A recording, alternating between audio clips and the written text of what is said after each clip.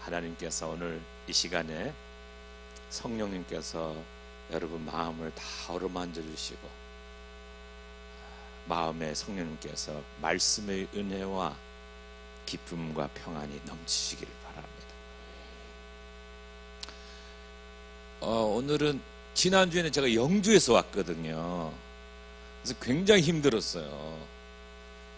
이게 늦을까봐 3시간 이상을 쉬지 않고 왔거든요. 화장실도 안 갔어요, 제가. 그래서 정말 힘들었거든요. 근데 오늘은 강의 끝나고 우리 이용훈 전도사님이 이렇게 차를 태워주셔서 제가 옆에서 정말 핵꿀잠을 자고 왔습니다. 정말 잠 잘 자고, 그래서 지금 생생하게 다시 살아나서 여러분을 이렇게 얼굴을 뵙고 말씀을 전할 수 있어서 너무 감사합니다. 지난 시간 기억나실지 모르겠는데요, 지난 시간에 제가 무슨 얘기 했냐면요, 유대교인이었던 바울이 회심을 해서 기독교인이 되었다. 교회를 박해하던 교회의 박해자가 그 박해하던 예수 그리스도 그 믿음을 전하는 사람이 되었다. 그래서 정말 우리가 주님의 일을 할 때는 회심이 정말 중요하다는 거예요. 회심, conversion. 하나님의 일을 하는 데는, 하나님의 사람으로 살아가는 데는 정말 회심이 중요하다는 거예요. 회심이라는 것은요, 방향을 바꾸는 거예요. 방향을 바꾸지 않고 열심히 일하면 일할수록 그만큼 더 멀어지는 거예요. 그래서 회개라고 하는 것은 방향 전환이에요. 하나님께서 이렇게 하나님을 바라보고 살아야 될 피조물이 하나님을 등을 돌리고 죄를 짓고 가는 거예요. 그러니까 회개라는 건 다른 거 아니에요. 여기서 다시 하나님께로 돌아오는 게 회개고요. 그럼 돌아오면 다시 하나님께서 멀어지던 그를 심판하기로 했다가 돌아오는 그를 다시 받아들이도록 하나님께서 마음을 돌리시는 것. 이 구약에서 회개라는 말이에요, 슈브라는 말이에요. 슈브라는 말이 돌아오다라는 뜻이에요. 돌아오다, 돌이키다, 돌이키는 게 회개예요. 그래서 구약을 자세히 보면요, 이 슈브라는 돌이키다라는 말이 쓰여진 용례를 보면 3가지예요. 첫 번째, 하나님의 형상대로 만든 인간이 하나님의 뜻대로 낙원에서 살지 않고 뱀의, 사탄의 꼬임을 받아서 하나님께 등을 돌이키는 거죠. 이게 첫 번째 슈브 용례예요. 우리도 다 해당하는 거예요. 아담에 대한 얘기가 아니에요. 지금 제 얘기하는 거예요. 가다가 잘못된 걸 알았어요. 그래서 이렇게 살면 안 되지 하고 슈브, 돌아오는 거예요. 구약에 보면 슈브, 아드 야훼, 여호와께로 돌아오라, 이 말이 많아요. 여호와께로 돌아오라. 하나님을 멀리 떠나는 사람이 하나님께로 돌이키는 거예요. 그게 슈브의 2번째 용례예요. 그러면 하나님께서 심판하시려고 하는 마음을 거두시고 마음을 돌이키사 우리를 받아주시는 거예요. 슈브, 하나님의 은혜예요. 바울이 바로 하나님의 아들 예수 그리스도를 만나서 삶을 돌이킨 거예요. 유대교에서 하나님을 믿는 줄 알고 가면 갈수록 자기의 의를 쌓아가고 믿음을 자랑하고, 그게 너무나 더덥고 정말 잘못된 일이라는 일을 깨닫고 되돌아오는 거예요. 회심이. 지난주에는 바울이 개종하기 전 바울, before, 그리고 개종 후의 바울, after. 거기에는 그 사이에는 회심이 있는 거예요. 하나님의 종으로 살 때요, 하나님의 일꾼으로, 하나님의 사역자로 살 때는 회심이 정말 중요해요. 회심했다고 우리가 죄를 안 짓는 게 아니잖아요. 죄를 지어요. 왜?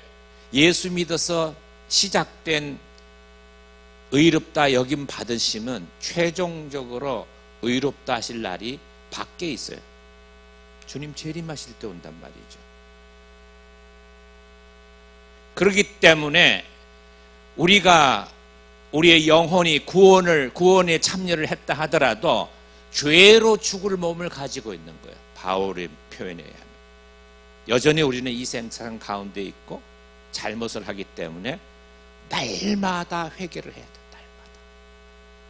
그래서 지난 시간에 얘기했던 것은 회개와 함께 회심과 함께 회개가 너무 중요하다. 회개는 죄가 많은 사람이 회개하는 게 아니라 죄를 깨달은 사람이 회개하는 거예요. 오늘 찬송대로 머리털보다도 더 많던 내 죄가, 누가 제일 죄가 많을까요? 머리카락이 많은 사람이죠. 머리털보다도. 조크예요. 또 그것만 기억하시면 안 됩니다. 날마다의 회개가 필요해요. 그래서 바울은 날마다 죽노라 그랬어요. 날마다. 그러니까 영성이, 성령이 충만한 사람이 죄에 민감한 거예요. 누구에게 생명이 있는 것 같아요? 누구에게? 내 속에 예수가 있으면 생명이 있는 거예요. 내 안에 예수가 내 속에 있으면, 내 중심에 있으면 생명이 있는 거예요. 그 사람에게는 생명의 역사를 보게 됩니다. 그러나 내 안에 예수가 없으면 그건 죽음의 역사입니다. 생기가 없는 거예요.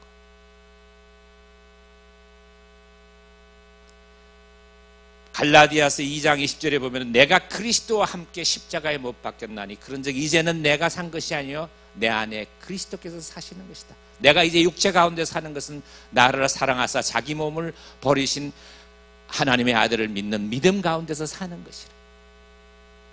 바울은 그 십자가 신앙이 있었던 거죠. 내 안에 있는 예수, 예수를 단지 내 앞에다 두고 믿는 게 아니라 믿어서 내 안에 생명이 있는 거예요. 그리고 바울의 삶이 얼마나 멋있겠어요. 그래서 바울의 삶은요, 복음 전도의 삶이에요. 바울은요, 바울이 쓰는 영어를 가만히 보면요, 복음이란 말을 쓰는데요, 복음이란 말과 복음 전파라는 말을 함께 혼용해서 사용해요. 복음이 누구냐? 예수 그리스도인데 이거는 나만 가지고 있는 게 아니라 내 속에 생명이 움직이기 때문에 복음은 곧 복음 전파예요. 나의 복음, 이렇게 할 때 내가 전하는 복음, 그런 뜻입니다. 복음을 받은 사람은 전하지 않고는 견딜 수가 없는 거예요. 오늘은 이제 두 번째 시간인데요, 조금 더 자세하게 보려고 그래요. 그러니까 지난 시간에는 바울이 언급했던 얘기를 들었는데 오늘은 약간 각도를 달리해서 사도행전에 나타난 바울의 모습을 보려고 했는데, 사도행전은 누가 기록했냐면 누가가 기록했어요. 누가 기록했다고요? 누가가 기록을 했어요.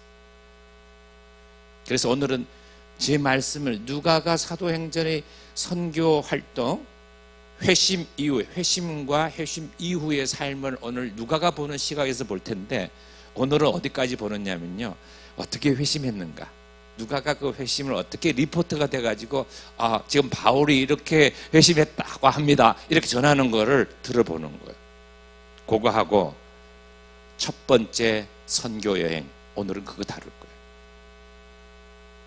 다음 주는 2차 선교 여행, 그 다음 주는 3차 선교 여행과 로마 여행, 이렇게 볼 거예요. 오늘 제가 말씀드릴 바울의 다메섹 도상에서의 회심, 누가가 보는 바울의 회심과 그리고 1차 선교여행, 사도행전으로는 13장, 14장입니다. 그 사이에 일어났던 많은 선교 활동을 소개하면서 오늘은 4가지를 얘기할 거예요. 그래서 4가지 포인트 하나하나마다 여러분 새기셔야 돼요. 그러니까 그 4가지를 잊어버리면, 오늘 생각이 안 나면은 오늘 안 들은 거하고 똑같은 거예요. 4가지. 싸가지가 아니고 네 가지입니다. 네 가지를 기억하셔야 돼요. 오늘은 꼭. 자, 그러면은 그 다음 바울의 선교활동, 사도행전에 나타난 바울의 선교활동을 볼게요. 누가는 사도들의 활동들을 요약했는데요. 사도행전이라고 해서 전기는 아니에요. 저게 원어로 보면은 프락시스 아포스톨로는, 그 아포스톨로스는 사도란 말인데 프락시스는 활동이란 말이에요. 사도들의 활동이에요. 그러니까 사도들의 전기, 자서전이 아니에요. 전기, 또 누가가 보는 전기를 쓰는 게 아니에요. 누가 언제 태어났고 언제 죽었고 뭘 했다 이런 게 아니고 사도들이 활동을 기록한 거예요. 그래서 바울을 보면은 회심전에는 8, 9장에 나오고 13장에서 28장에는 바울이 회심한 후에 선교 활동을 기록하고 있어요. 그리고 바울의 전생애를 전기를 얘기하는 게 아니라 청년기로부터 바울이 노년기에 선교 활동을 할 때까지를 묘사하고 있어요. 자, 여기 보면요, 당시에 바울이 동방에서 선교했던 것을 쭉 보여주는 지도가 나왔는데요. 바울의 고향이 어디냐면 여기 다소입니다. 다소고 바울이 바나바로부터 부름받아서 야, 교사가 부족해, 말씀 가르치자고 했던 교회가 여기 수리아의 안디옥입니다. 수리아 지역의 안디옥이고요. 그리고 여기 선교했던 많은 지역들이 나오는데 1차 선교여행 때는 이 구브로, 바나바의 고향이고요. 그리고 이 밤빌리아 지역, 피시디아 지역, 루가우니아 지역 이쪽을 다니게 됩니다. 1차 전도여행 때는. 지역 지명으로 보면요, 수리아 안디옥에서 살라미, 그다음에 바보로, 여기 버가로, 그다음 피시디아 안디옥으로, 이고니온으로, 그다음에 루스트라 더베까지 갔다가 되돌아오는 길이에요. 이렇게 해서 아탈리아에서 돌아오는 게 첫 번째 선교 여행인데요. 그래서 바울이 오늘 어떻게 회심을 했는가부터 선교 여행까지 살펴보도록 하겠습니다. 자, 이 누가의 관점에서 참 중요한 포인트 중에 하나가 이 협력 선교예요. 협력 선교는 제가 계속 얘기할 텐데 이게 하나의 첫 번째 포인트. 누가는 선교할 때 사도들이 같이 했다는 거예요. 같이. 그러니까 신앙생활은 같이 하는 거예요. 누구하고 누구와 같이 하냐면 바울과 바나바, 또 마가, 이런 동력자들과 함께 선교했다는 거예요. 15장에서 28절에 바울이 주도권을 가지고 선교할 때도 바울의 선교사들, 동력자들이 많이 붙어요. 2차 때는 루스트라에서 디모데를 데리고, 실라와 같이 갔고 디모데를 데리고, 또 여러 사람들이 아굴라, 브리스길라, 뭐 아볼로, 뭐 여러 사람들이 붙습니다. 소바더, 또 소시바더, 또 뭐 아리스타고, 두기고, 드로비모, 뭐 여러 동력자들과 함께 동력해요. 이건 중요한 포인트입니다. 제가 말하는 네 가지 포인트 가운데 하나예요. 신앙생활을 어떻게 하고 어떻게 교회 봉사해야 되는가? 함께 하는 거. 신앙생활도 신앙 고백, 사도신경하고 신앙 고백하잖아요. 고백은 개인적인 건데, 고백이라는 confession이 개인적인 건데 앞에 con을 붙였어요. con이란 말이 함께란 말이에요. 개개인의 신앙을 우리 공동체가 함께 암송하는 것. 우리가 교회 학교 뭐 아이들 가르칠 때 함께 갑시다, 내 아버지 집, 함께 갑시다, 내 아버지 집, 함께 갑시다, 내 아버지 집, 거기 기쁨 있네. 그 찬양하잖아요. 신앙생활을 함께 하는 거예요. 저 혼자 막 100m 달리하고 나가는 게 아니에요. 그런 말이 있어요. 빨리 가려면 혼자 가라고 그래요. 그러나 멀리 가려면 함께 가야 돼. 신앙생활은 장거리죠. 여러분 잠깐 1, 2년 믿고 말 거예요? 언제까지 믿어요? 죽을 때까지 믿는 거예요. 신앙생활은 단거리가 아니에요. 마라톤이에요. 그러니까 함께 가야 돼. 봉사를 해도, 찬양을 해도, 감사를 해도, 예배를 드려도 함께 하는 거예요. 함께. 그러니까 함께 신앙이 중요해요. 이 동력자 신앙, 동력자 신앙이 얼마나 중요한지 몰라요. 같이 하면 너도 살고 나도 사는데, 나 혼자 하면은 나도 죽고 너도 죽이는 거예요.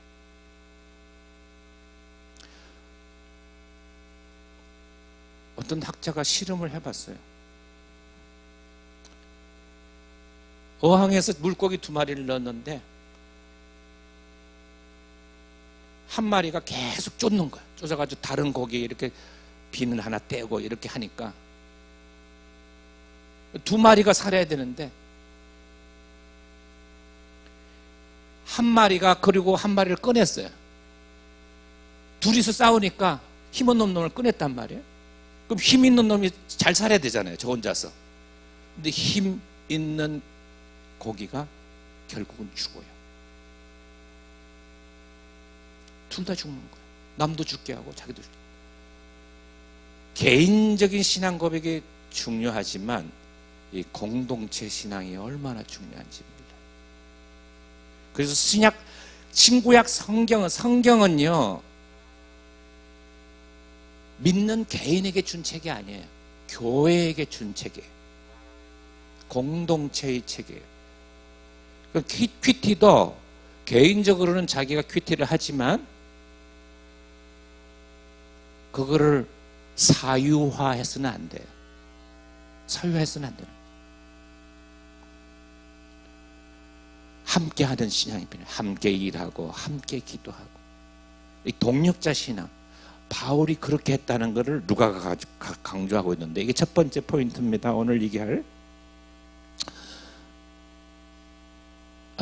그래서 회심 전에 사울, 이게 13장까지는요 사울로 표현되다가 서기오 바울이 나온 이유는 이제 바울로 표현이 됩니다.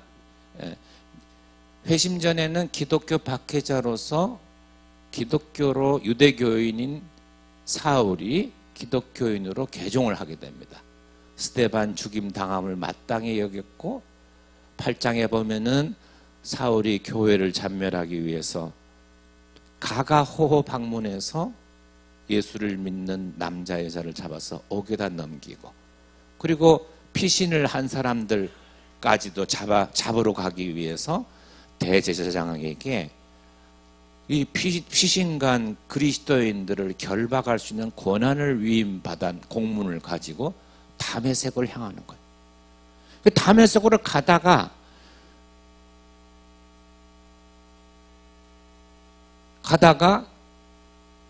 이제 환상을 보게 됩니다. 거기서 사울아 사울아 어찌하여 네가 나를 박해하느냐, 그 음성을 듣게 되는데, 그 음성을 들으면서 그때 다메섹에 있던 지휘자, 이 사도행전 누가복음에서 지휘자라고 하는 것은 그리스도인입니다. 지휘자. 그리고 12제자들은 사도로 표현됩니다. 그래서 사도행전에서 제자하면은 그리스도인이에요. 그러니까 9장 14절에 보면은 다메섹에 있는 예수를 신실하게 믿는 아나니아에게 주의 이름을 부르는 모든 사람을 결박하는 대상에 받았음을 제자 아나니아에게 말하고, 이 사람은 내 이름인 이방인과 임금들과 이스라엘 자손들에게 전하기 위해 택한 나의 것이라는 주님의 환상을 듣게 됩니다. 이게 지금 다메섹에서 서남쪽으로 17km 떨어진 곳에 카우캅이라는 곳이 저기서 사도 바울이 주님의 환상을 보게 된 거죠.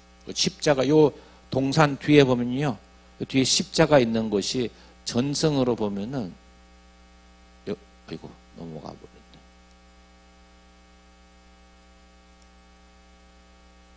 여기 뒤에 십자가 있죠? 여기가 그냥 전승해서 저기서 환상을 봤다고 하는 것이고, 요 앞에는 몇 미터 앞에 동상이 세워져 있어요. 러시아 종교에서 세웠습니다. 그리고 이제 다메섹에 들어가게 되는데요. 여기가 직가입니다. 동문이 있고요. 제가 밥사르키라고 하는 다마스커스의 밥사르키. 지금은 못 가죠. 옛날엔 제가 들어가 찍은 건데, 여기 있는 사진은 제가 찍은 사진이에요. 그래서 이 도로가 스트레이트 로드입니다. 직가라는 것은 막시무스 카르드 해가지고, 이게 이제 로마가 큰 도시를 이렇게 그걸 할 때는, 도시를 건설할 때는 길부터 먼저 내요. 길을 어떻게 내냐면은 남북 대로를 뚫어요. 마차가 지나갈 수 있는, 교차해서 지나갈 수 있도록 튼튼하게 도로를 짓고요. 그 다음에 동서대로를 막시무스 데크마노스라고 동서포장대로를 뚫어요. 그렇게 하고, 그렇게 하면은 동서남북이 이렇게 나눠지면 구역이 4개가 되잖아요. 거기에다가 관공서도 집어넣고, 시장도 집어넣고, 뭐 여러 개, 극장, 뭐 이런 거, 스타디온, 뭐 이런 체육관, 이런 것도 쭉, 목욕탕 다 집어넣는 거기다. 그리고 뒤에는 성벽을 두르는데, 로마 시대 때는 워낙 강하고 길을 잘 뚫었고 군대를 요소 배치해가지고 성벽을 건설하지 않고도 방어할 수 있기 때문에 성벽을 건설 안 하고도 도시를 건설하게 됐어요. 근데 여기는 다메섹의 직가입니다. 지금 현재 옛날 길은 여기서 한 10m 아래에 있습니다. 지금 여기는 현대도로예요. 여기 지금 보이는 거는 여기 현대도로고요. 이 직가에 가면은 아나니아 기념교회가 있는데요. 유다라고 하는 사람 집에 가서 거기서 여기 지하로 내려가면요. 여기 지금 아나니아 교회라고 하는 팻말이 있고, 여기 지금 교회로 내려가는 길인데요.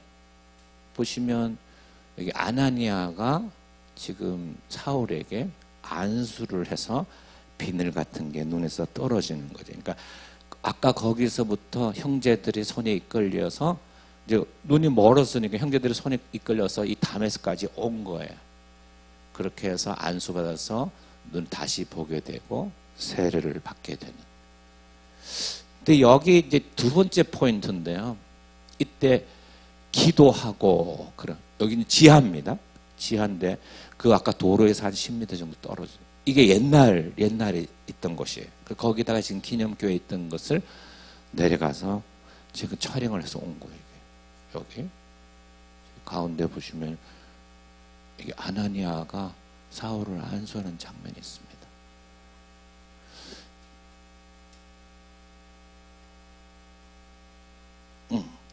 여기 이제 9장에 보면은 밖에서 사울의 회심을 다메섹에서 제자 및 그리스도인 아나니아를 만나서 여기에 이방인 바울이 예수님께서 택한 그릇이다라고 보고 말씀을 듣고 아나니아에게 안수를 받고 다시 보게 되고 세례를 받아요. 근데 여기 보면 이제 자세히 보면은 기도하고 이런 말입니다. 기도 중에. 두 번째 포인트는 기도 중에라는 말입니다. 기도하고. 이 누가가 이 직분자를 세울 때요. 예를 들면 사도행전 1장에 보면은 이 가룟 유다가 이제 자살을 하고 난 뒤에 12명을 채우잖아요. 그러니까 예수님의 새 공동체는 새 이스라엘이 누구냐라고 했을 때, 옛 이스라엘의 새 이스라엘 누구냐고 했을 때 교회예요, 교회. 그래서 새 이스라엘을 대표하는 12제자, 그게 상징적인 수를 채우는데, 그때 마띠아를 이제 선출할 때 직분자를 세울 때 기도하고 세웁니다. 누가복음에서도 예수님께서 제자들을 12제자들을 선택할 때 예수님께서 기도하고 선택하십니다. 직분을 받을 때는 기도하고, 공동체가 기도하고 직분을 받아야 되는 거죠. 기도 없이 직분을 받는 거, 그거는 올바른 게 아니죠. 왜? 직분은 누가 세우죠? 주께서 직분을 세우십니다. 에베소서 4장 11절을 보면 그가 혹은 사도로 혹은 선지자로 혹은 복음을 전하는 자로 혹은 목사와 교사로 삼으셨으니 주가 누구예요? 그가 누구죠? 예수 그리스도. 삼으셨다는 말은 세우셨다는 말. 우리에게 직분을 주신 분은 누구예요? 주님이세요. 주님이 세우시는 거. 예수님도 12제자를 세우실 때 기도하고 세우셨어요.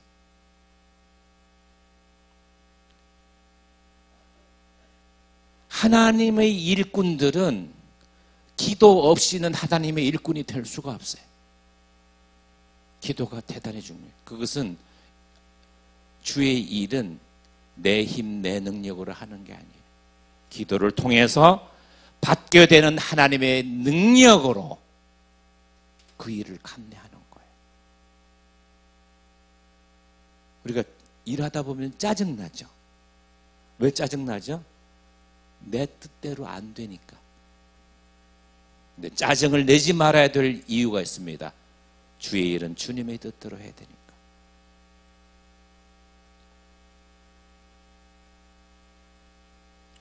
조금 섭섭하고 이러면은 나 그만할래. 집사 안 해. 권사 안 해. 장로 안 해. 목사 안 해. 그렇게 할 수 있습니까? 그렇게 할 수 없어요. 왜요? 주님께서 세우셨어요. 기도하고 안수받고 직분을 받았단 말이죠. 그러니까 내 마음대로 할 수가 없어요.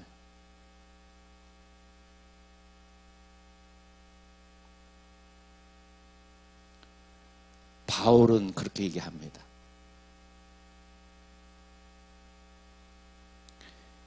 하나님의 기뻐하시고 선하시고 온전한 뜻이 무엇인지 분별하라고. 내 뜻대로 하는 게 아니에요. 하나님의 뜻대로 하는 거예요. 어떤 뜻? 하나님께서 기뻐하시는 거. 그래서 바울은 늘 자기에게 불이익이 오더라도 내가 사람을 기쁘게 하랴, 하나님을 기쁘게 하랴. 그 원칙대로 움직였어요. 사람에게 하나님을 기쁘게 하다가 사람들이 실망하고 사람들의 박해를 받기도 하고 욕을 얻어먹기도 하고 고난도 받고. 주의 종은 기도하는 게 중요해요. 직분은 기도하고 안수하고 사명을 받는 거. 이게 두 번째 포인트입니다. 잊어버리면 안 돼요. 제가 4가지 얘기해 중에 두 번째 얘기했어요. 다메섹의 여러 회당에서 유대인에게 예수가 하나님의 아들이시다, 그리스도시다, 이렇게 전한 거예요. 유대교와 기독교의 차이는 뭐냐면요, 유대교는 유일신 신앙입니다. 하나님 한 분이시다, 그분만 믿는 거예요. 하나님만. 기독교는 뭐예요? 예수 그리스도를 믿어요. 유대교에서는 예수 그리스도를 선지자로 생각하는데 기독교에서 생각하는 예수와 유대교가 생각하는 예수의 차이점이 뭐냐면요, 기독교인들은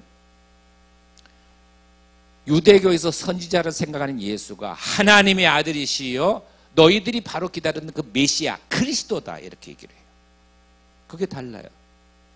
그래서 계시록에 보면은, 계시록을 묵시록이라고 그러잖아요. 묵시록에 보면은, 묵시록에서 제일 전제가 뭐냐면 하나님께서 이 역사와 세상의 주관자이시다예요.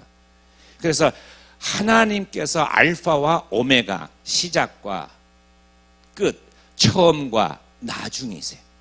이 역사를, 이 세상을 로마 제국의 황제가 통치하는 것 같지만 이 세상의 주관자는 누구예요? 하나님이시다. 근데 그게 유대의 묵시에도 그게 나타나요.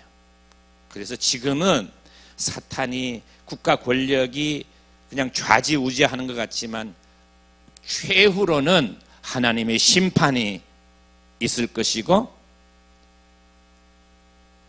하나님의 최종적인 승리를 한다. Victory of God.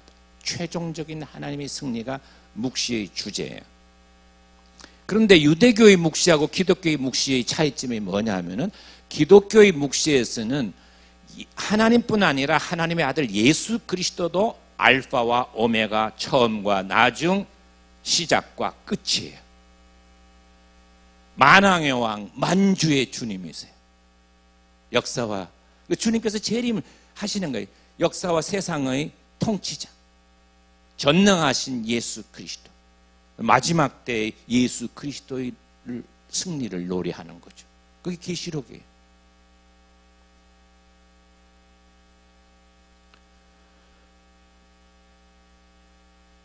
사도 바울이 이렇게 바뀐 거예요.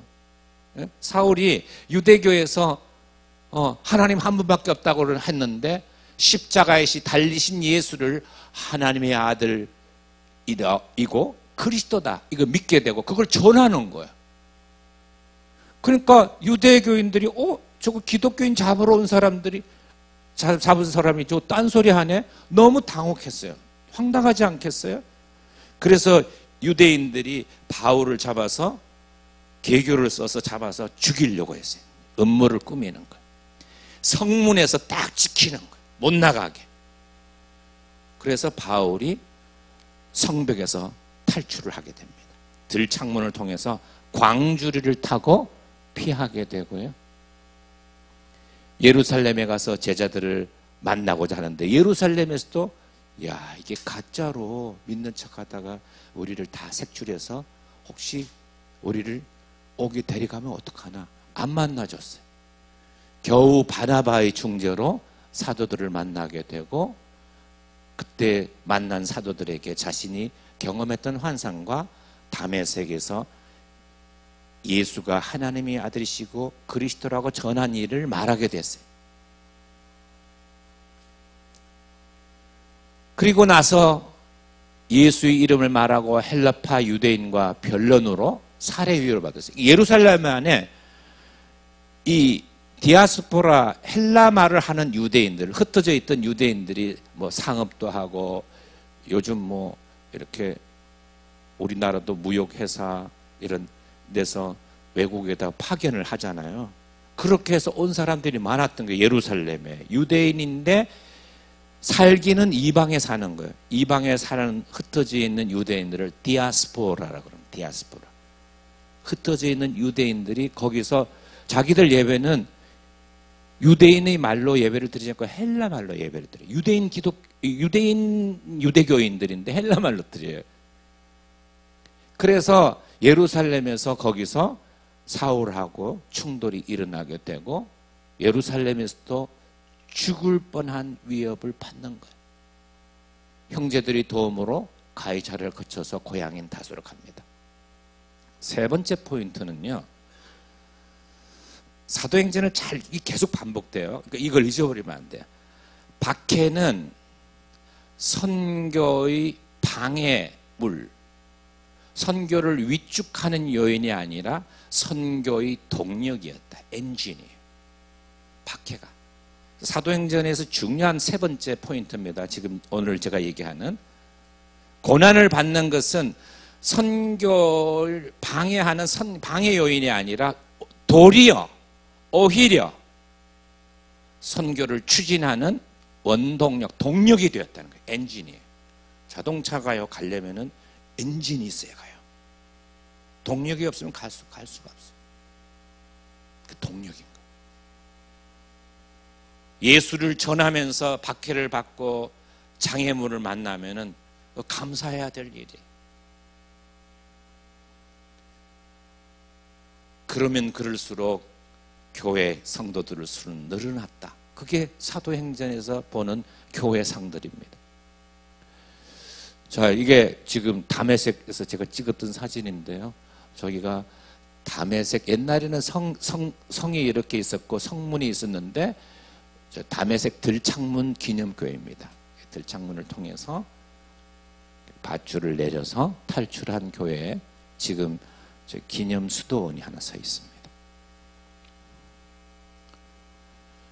그리고 다소로 가가지고 다수는 지금 터키에 있는데 터키에 바울이 마셨던 운물. 지금 바울의 유적은 다수에 아무것도 없는데 바울의 생가 운물이 하나 남아있어요.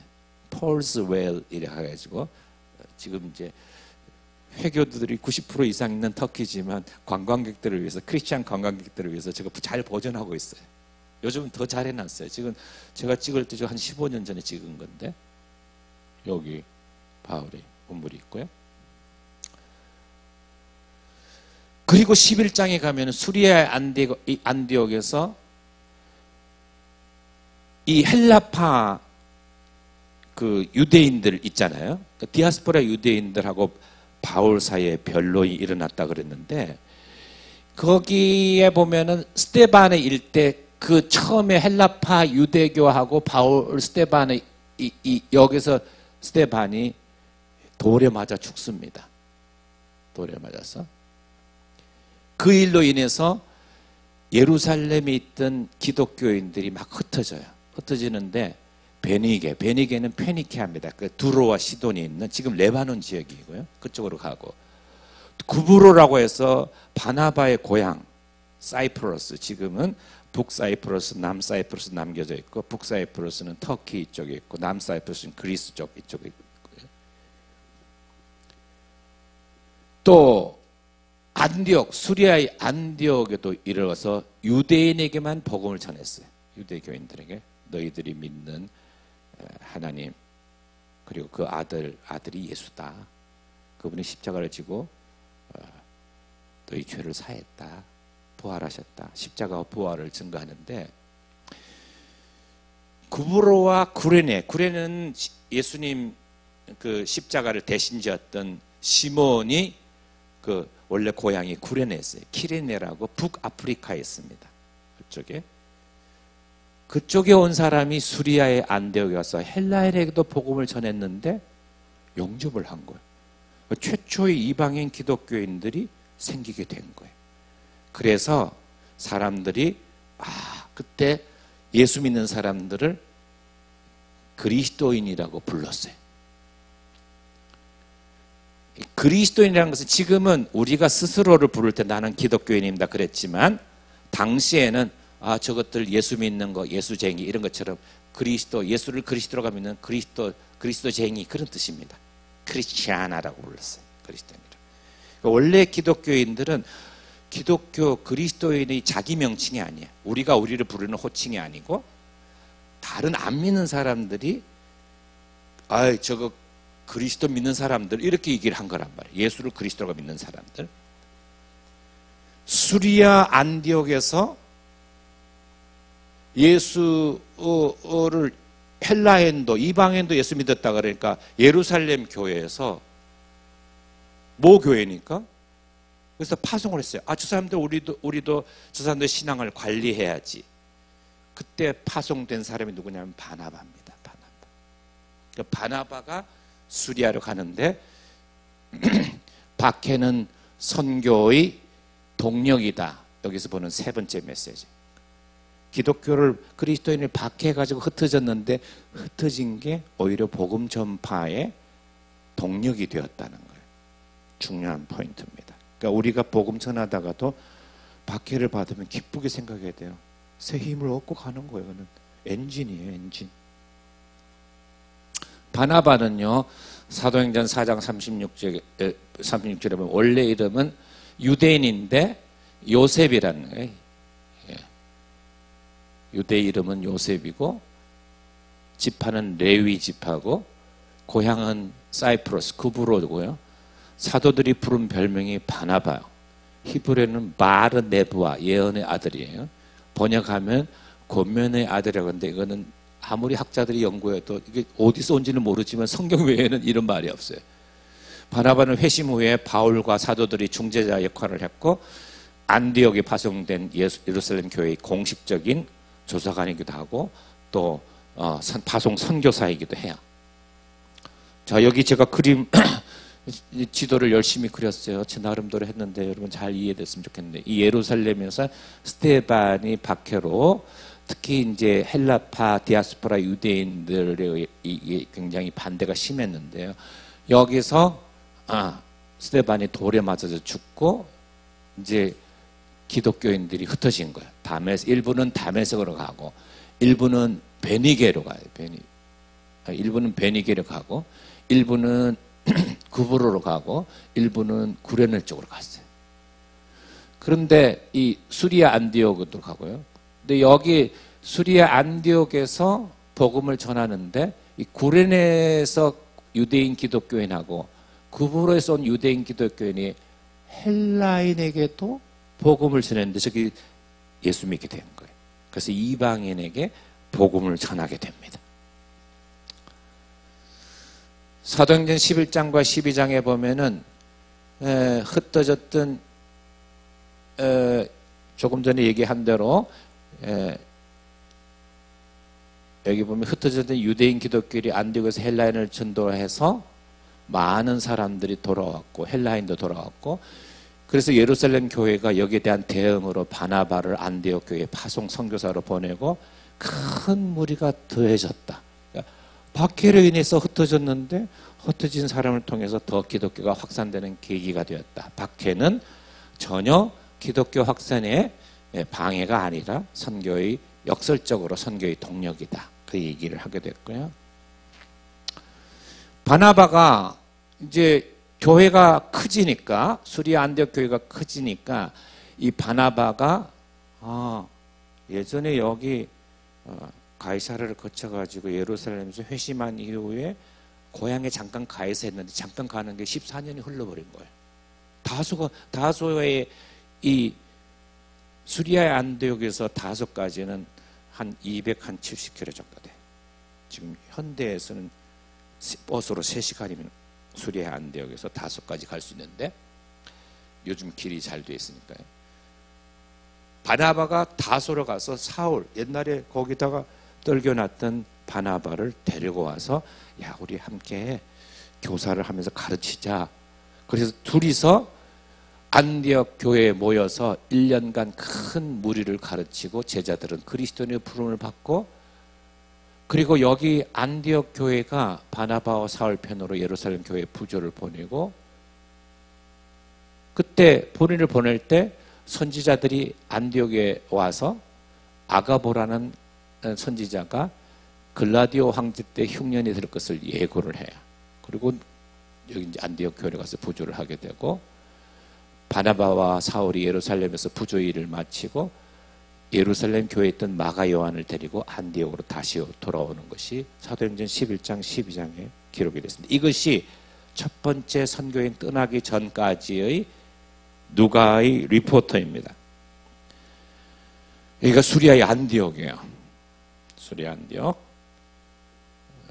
저 뒤에 스타우로스 산이 이렇게 쭉 있고 비잔틴 시대 4세기 때 지금 모자이크 기념교회가 남아있고 지금 여기 앞에 보이는 전면은 11세기 이후에 십자군 시대 때 다시 교회의 외벽을 세워놨던 게 아직 남아있습니다.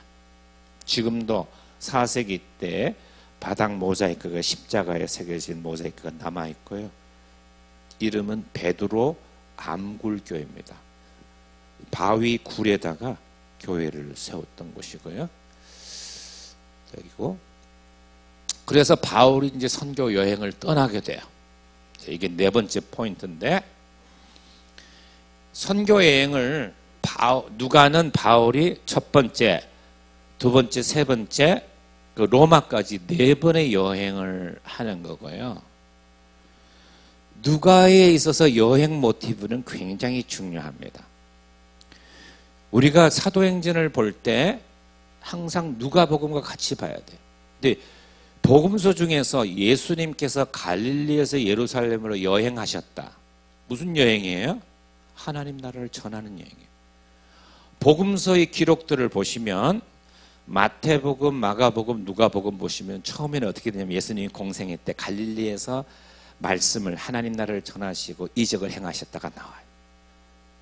그리고 마지막 부분에 가면은 공통적으로 마태, 마가, 누가복음에 보면은 예루살렘에서 십자가를 지심으로 하나님 나라에 전했다. 공통적으로 나와요. 그러면 그 중간에는 뭐냐면은 예수님께서 예루살렘 십자가 지시기 위해서 갈릴리에서 예루살렘 가는 길을 묘사하고 있는데, 그거를 가장 길게 묘사하는 분이 누구냐면 누가예요. 마태복음에서는 예수님께서 갈릴리에서 예루살렘에 가신 기사가 19장, 20장 두 장에 기록되어 있고요. 마가복음에서는 8장 27절부터 해서 10장까지 두 장 조금 넘어요. 그런데 누가복음에서는요 9장 51절로 19장 27절까지 무려 11장에 걸쳐서 갈릴리에서 예루살렘에 올라가는 여행기를 소개하고 있습니다. 그리고 사도행전에서는 사도 바울의 여행을 13장부터 28장까지 길게 서술해요. 예수님이 갈릴리에서 예루살렘 가는 여행이나 그거를 본받아서 사도 바울이 여행하는 거, 공통적으로 그 여행은 관광 여행이 아니에요. 하나님 나라를 전하는 여행이었고, 예수님 같은 경우는, 바울 같은 경우는 예수님이 전하신 하나님 나라뿐만 아니라 나아가서 하나님 나라를 전하신 예수님이 주님이시고 그리스도시다까지도 전했어요. 누가에서의 여행은 선교 여행이에요. 전도 여행이에요.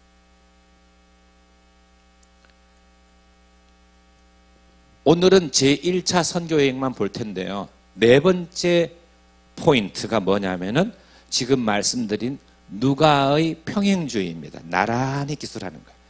예수님이 갈릴리에서 예루살렘 여행했지, 바울도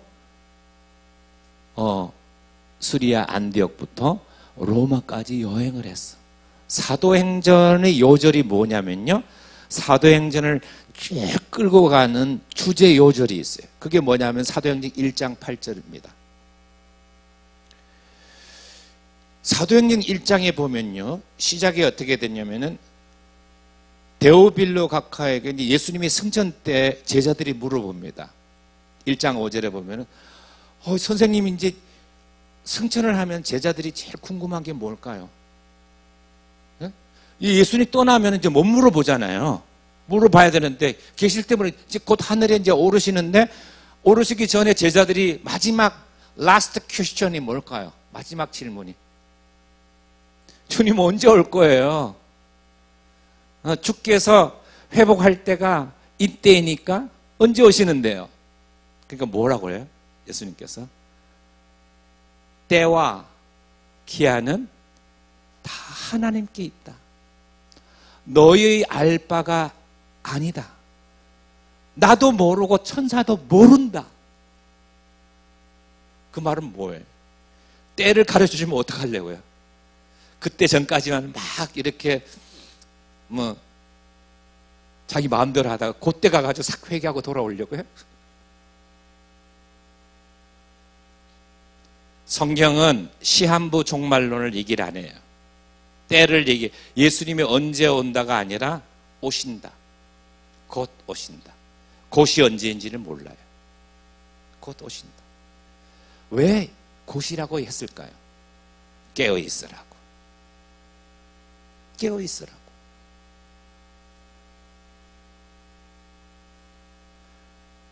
예수님이 그렇게 복음 하나님 나라 전한 것처럼 바울도 전했고, 이 페라랄리즘, 평행주의가 나와요. 예수님이 이렇게 하셨다, 바울도 그렇게 했어. 그러면 그 다음에 누구입니까? 이 사도행전을 읽는 너희들, 이 말씀을 듣는 사람도 그렇게 해야 돼. 네 번째, 이 평행주의를 잃어버리면 안 됩니다. 성경이 왜 기록됐을까요? 나도 그렇게 하라고 기록된 거예요. 누가에서 네 번째, 오늘 제가 말씀드린 포인트입니다. 잊어버리면 안 돼요. 제가 첫 번째 뭐라 그랬죠? 하나님의 일꾼들은 동력이 참 중요하다. 협력해야 된다. 두 번째는 뭐예요? 직분자들은 기도로 세우심을 받았고 직분을 수행하는 데는 기도 없이는 안 된다. 내 힘, 내 능력이라고 자랑하지 말라. 하나님의 능력으로 인해야 하나님이 기뻐하시고 나도 기쁘고 내게 강같은 평화가 넘친다. 하나님의 능력으로, 하나님의 권능으로 하자. 세 번째 포인트가 뭐예요? 박해는 선교의 동력이다. 우리가 고난을 받는 것, 우리 이 땅에서 받는 것은 잠시 경한 것이에요. 잠시 가벼운 것이.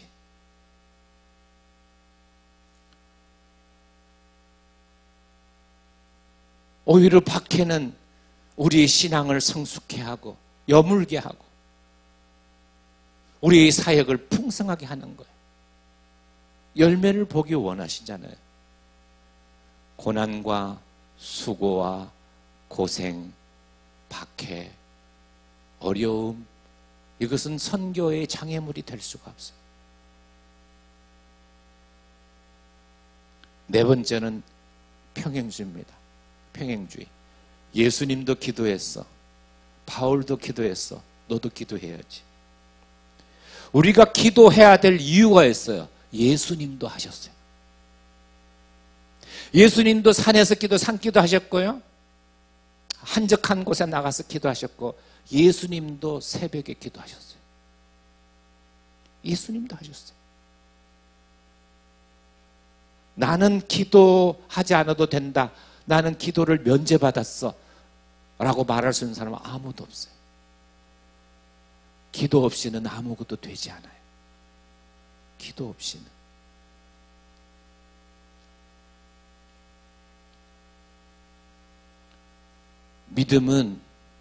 믿음의 사람은 다른 거 아니에요. 기도의 사람이에요. 이 예수님처럼 바울처럼 예수님과 예수님의 얘기를 듣고 바울의 얘기를 듣는 사람은 그렇게 해야 된다는 거예요. 나도 주님처럼, 나도 주님처럼, 나도 바울처럼. 이 평행주의가 계속 나오는데요. 이제 13장부터 첫 번째 여행이 나오는데, 선교여행 파송적 상황은 이렇습니다. 안디옥 교회가 선지자들과 기독교에도 선지자가 있었어요. 그리고 교사들 6명을 택했어요. 근데 그 중에 바나바가 사울을 데려왔고, 거기에는 흑인도 있었어요. 흑인 시몬도 있었고, 구레네 사람 루기오도 있었고, 그리고 헤롯하고 같이 유모 밑에서 컸던 분봉왕 헤롯 젖동생이에요. 예, 젖동생. 헤롯의 젖동생 마나엔이 있습니까? 헤롯하고 피는 안 섞였지만 같이 유모 밑에서 자라나면서 헤롯 안디바가 갈릴리 지역, 베레아 지역에 통치했던 분봉왕입니다. 그쪽 왕족하고 같이 지냈던 상당히 지위가 있는 사람이죠. 그 사람이 예수 믿게 되어서 저 6사람이 안디옥 교회에서 말씀을 가르치게 되고, 그리고 안디옥 교회가 바나바와 사울을 선교사로 파송을 하는데, 잘 보십시오. 금식할 때에, 직분자를 세울 때 누가복음과 사도행전을 보면 금식하고 기도했다는 말이 계속 나와요. 금식할 때. 왜? 직분은 하나님께서 주시는 거기 때문에. 안디옥 교회에서 바나바와 사울을 따로 세우라 해서, 이때 이제 사울보다는 바나바가 먼저 언급이 되는데, 1차 선교여행에는 주도가 바나바 주도의 선교여행이에요.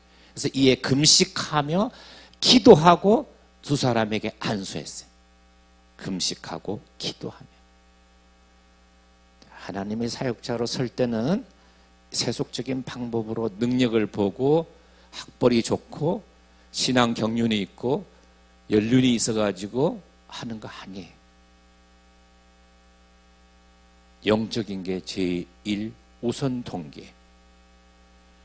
그 첫 번째 선교여행이 보세요.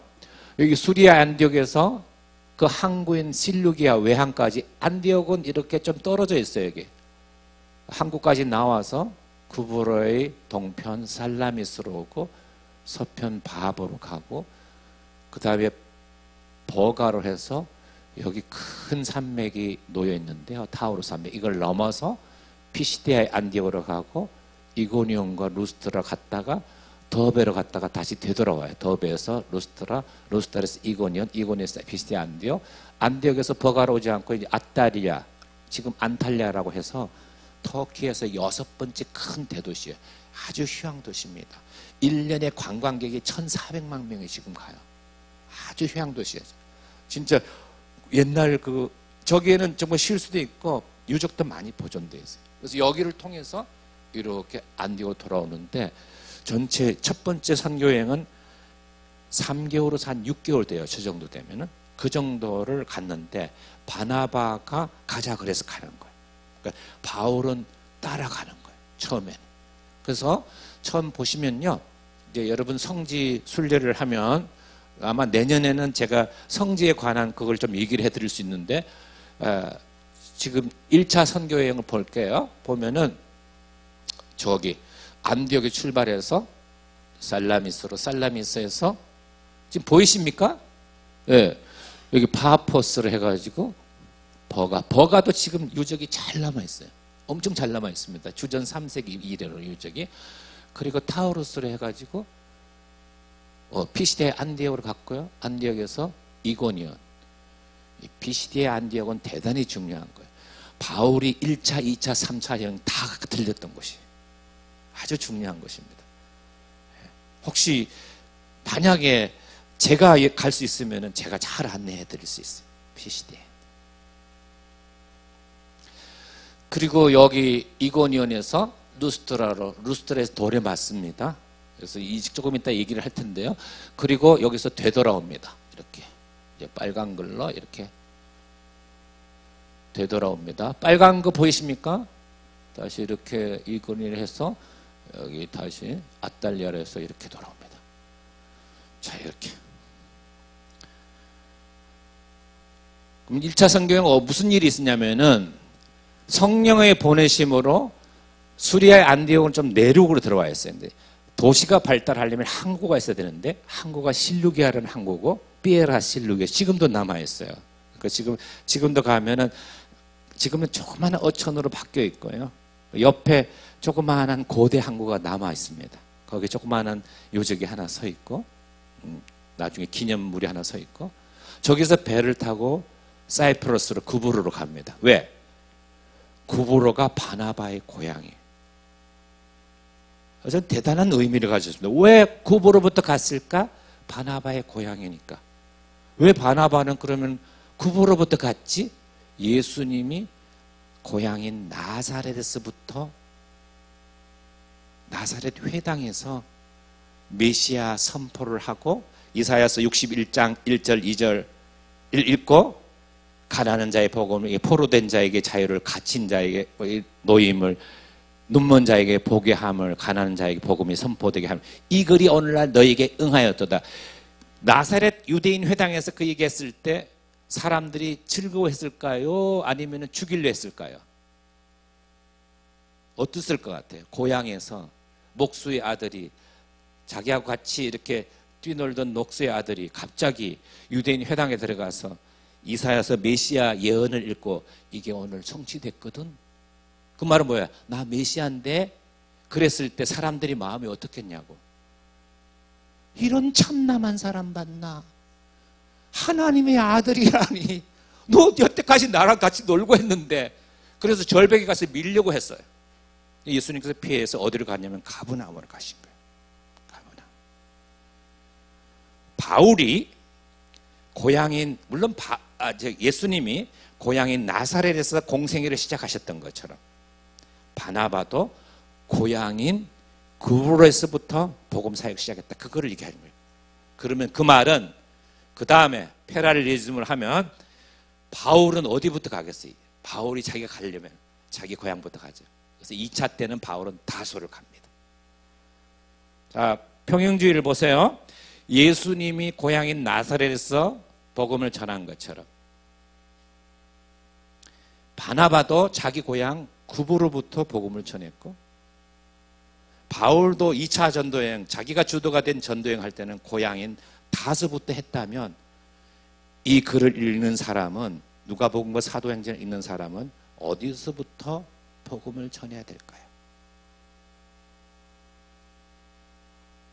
네? 나를 모르는 곳? 나를 아는 것부터 시작해야 돼. 내 집안, 내 고향, 내 동창, 내 친구. 대단한 메시지. 근데 우리는 어떻게 하냐면은, 그건 우리 다 알잖아. 내가 살아온 거 다 알아. 얘가 정말 죄인 중에 괴수야. 옛날에 나이트에서 놀던 애인데 제가 일진이었잖아. 오늘 일진이 안 좋은가 봐. 뭐 이렇게 얘기할 수 있죠. 죄송해요. 그러니까 제가 꼭 필요한 말만 해야 되는데 가끔 개그 본능이 나와가지고.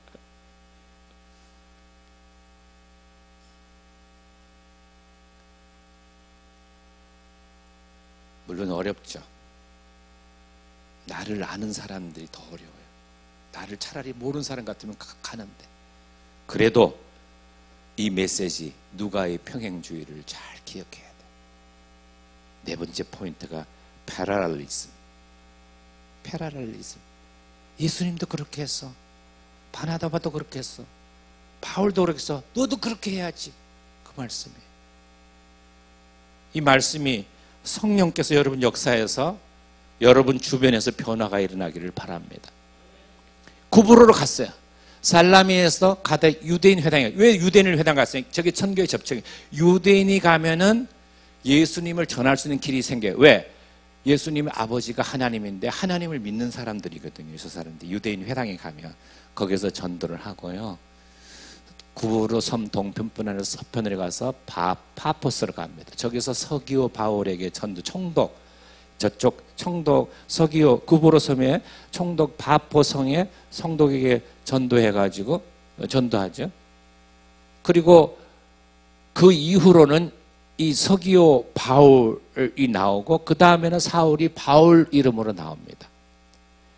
그리고 1차 선교여행 때부터 바나바와 사울이 사도라고 명칭이 나옵니다. 두 사도가. 13장, 14장에는 두 사도가라는 말이 5번, 6번이 나와요. 바나바도 사도로 인정을 받았고 바울도 사도로 인정을 받았습니다.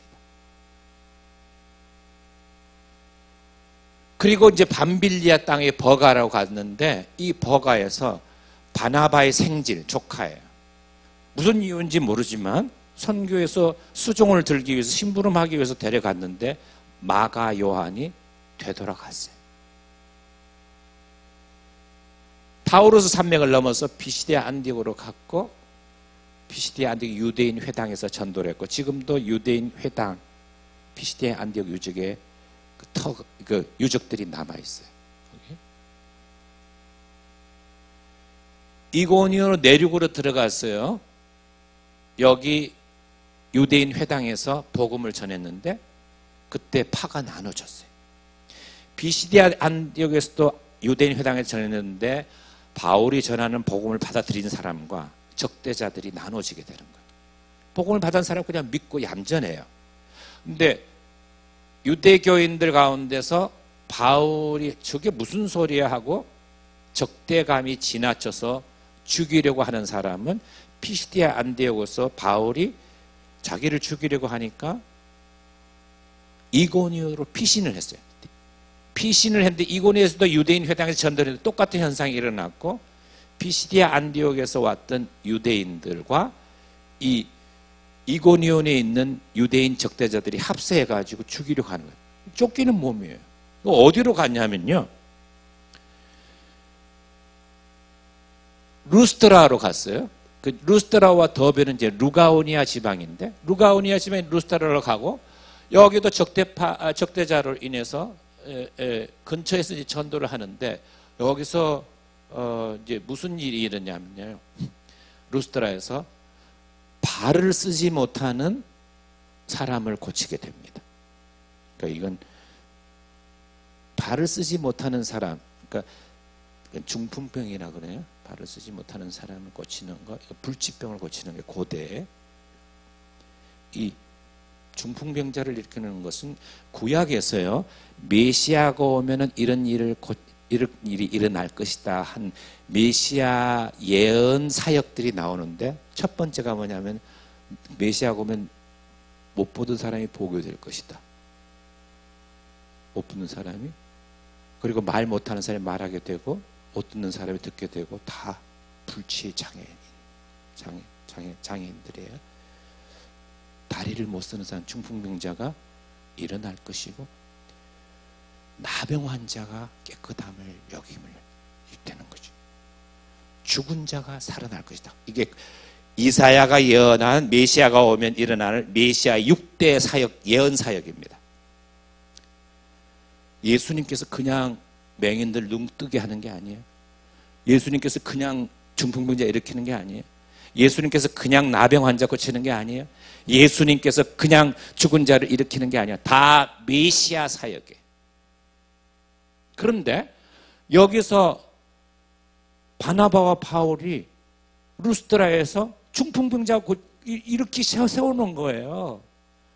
사람들이 너무 놀란 거예요. 이거는 여태까지 뭐 우리 이방 신도 많고 신전에 가서 제물도 많이 바치고 뭐 이런 신 저런 신 잡다한 신들이 다신 사회니까 있는데, 유가 달라요.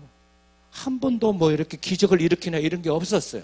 우리가 뭐 행복하게 해달라고 제물 바치고 이렇게 해서 마음이 평안을 얻고 했지만은 그런 일을 본 적이 없어요. 그러니까 지방에 있는 제사장이 소를 끌고, 소는 이제 제사행위예요. 소를 끌고 화환을 들고 꽃다발을 들고 오는 거예요. 그리고서는 바나바하고 바울 앞에 놓고서는 절하려고 하는 거예요. 이건 신이다. 신이다. 뭐라고 그랬냐면은 바나바를 보고서는 스스다 그래요. 스스. 제우스라고 그랬어요. 제우스는 그리스 문화, 헬레니즘 문화에서 12제신의 제일 우두머리 신이에요. 그리고 제우스의 전령의 신, 메신저가 통역의 신. 그러니까 바나바를 스스라고 하고 바울을 헤르메스라고 했어요. 헤르메스. 전령, 말을 건네주는. 그러니까 바울이 말을 그래도 바나바보다 좀 잘했던 모양이죠. 신으로 생각하는 거예요. 헤르메스. 여러분, 영어의 해석학이란 말, 헤르멘뉴틱스란 말이 이 헤르메스 신에서 나왔어요. 어원이. 통역의 신, 해석. 다시 말하면 바나바와 바울이 중풍병자 일으킨 사건으로 신격화된 거예요. 그때 뭐라 그래요? 야, 우리도 너희들과 똑같이 성정이 똑같은 사람이야. 이러지 마. 그런 일이 일어나죠. 그 말은 뭐예요? 자, 누가의 네 번째 포인트입니다. 페라를리즘이에요. 예수님이 중풍병자를 일으킨 것처럼 바나바와 바울도 중풍병자를 일으켰다. 근데 그 사이에 사도행전 3장에 보면 성전, 예루살렘 성전 미문에 앉았던 중풍병자, 옛날에 요즘 장애인들 혐오를 안 쓰기 때문에 이제 옛날에는 앉은뱅이라고 그랬어요. 앉은뱅이. 별로 좋은 말은 아니죠. 근데 뭐라 그래요? 베드로가 사도행전 3장 2절에 보면 은과 금은 내게 없거니와 내게 있는 것을 내게 주노니 곧 나사렛 예수의 이름으로 일어나 걸어라. 그러니까 일어나는 거예요.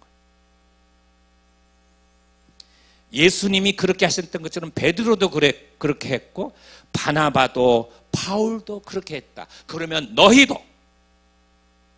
그래서 오늘날 우리가 기도해야 될 이유가 있는 거예요. 그거는 과거 얘기지 오늘은 얘기 아니라 이렇게 얘기하지 마세요. Manly impossible. 인간적으로는 불가능하나 godly possible. 하나님으로는 가능해요. 이게 아브라함 신앙이에요. 우리가 할 수 있다면 뭐하러 예수 믿어요? 우리가 내 죄를 용서할 줄 알면 뭐하러 믿어요? 우리가 병 고침을 받을 수 있다면 뭐하러 예수 믿어요? 중요한 포인트. 내가 할 수 없는 거 예수님은 하실 수 있어요. 하나님은 하실 수 있어요. 그게 믿음이에요. 자기가 안 믿는 거를 어떻게 하나님이 믿고 그걸 해주겠어요? 기도할 때 믿음의 기도가 중요한 것은요, 기도자가 안 믿는데 기도를 들으신 하나님이 어떻게 믿겠냐고요, 그거를. 너 네 본심으로 하는 거야. 한번 해보는 거야.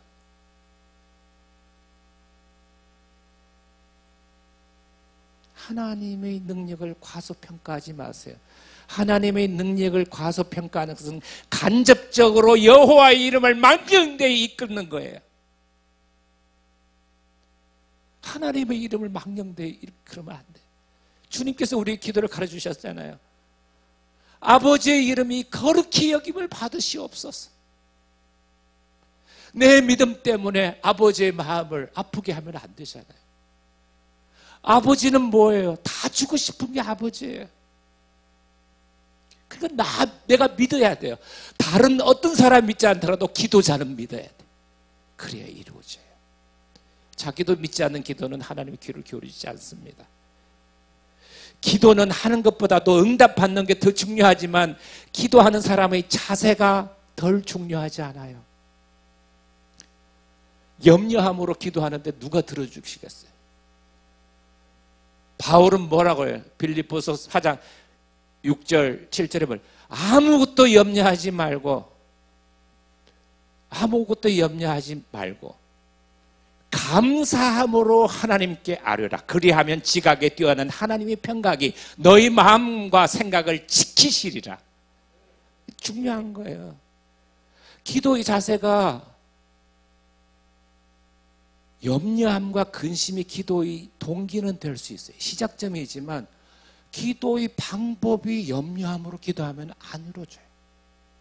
감사함으로 이루어질 줄 알고, 하나님은 하실 줄로 믿습니다, 이루어질 줄 알고 기도해야 지각의 모든 지각에 뛰어난 하나님의 평강이 우리를 지키시는 거예요. 우리의 마음도 평화롭고 이루어지는 거예요. 페라렐리즘입니다. 자, 이제 끝날 시간이 다 됐어요. 제가 지금 마지막 포인트인데, 예수님, 나사렛 예수님이 그랬던 것처럼 바나바도 바울도 많아요. 중풍병자도 발 못 쓰지 못하는 사람도 예수님 고쳤고, 베드로도 고쳤고, 바나바와 바울도 고쳤고, 또 이런 것도 있어요. 죽은 자를 살리는 것도 예수님께서 야이로의 딸을 살리고, 베드로도요, 사도행전 9장에 보면 욥바에서 다비다를 살립니다. 바울도요, 죽은 자 살려요. 나중에 우리가 3차 여행 돌아오는 귀한 길에 유두고를 살립니다. 제가 이거 얘기할 때 기억을 해야 돼요. 평행주의. 그러면 우리도 살릴 수 있어요. 근데 우리가 살린 게 아니라 능력을 볼 수 있단 말이에요. 그런 믿음이 필요해요. 내가 믿지 않는 일은 안 일어나요. 제가요, 몇 해 전에 중국에 제 제자들이 중국에 좀 있어요. 박사도 하고 이런 저자, 지금도 가르치고 있는 제자가 있는데, 요즘 중국 선교상에 굉장히 안 좋지만 실제로 죽은 사람이 일어났대요. 그러면서 교수님, 여기는 그런 일이 많이 일어나요. 이게 하나님께서 필요하면요, 이 복음의 초창기에는 그런 능력들이 많이 일어나나 봐요. 그래가지고 제가 집회를 끝났는데 계속 기도 받으러 오는 거예요. 기도해달라고. 기도하시라고. 아니, 교수님한테 기도를 받아야 된대요. 근데 기도는 받는 게 아니라 하는 거라고. 내가 그렇게 말했는데도 오는 거예요. 사모하는 사람에게 은혜가 있습니다. 하나님은 겸손한 자를 좋아하세요.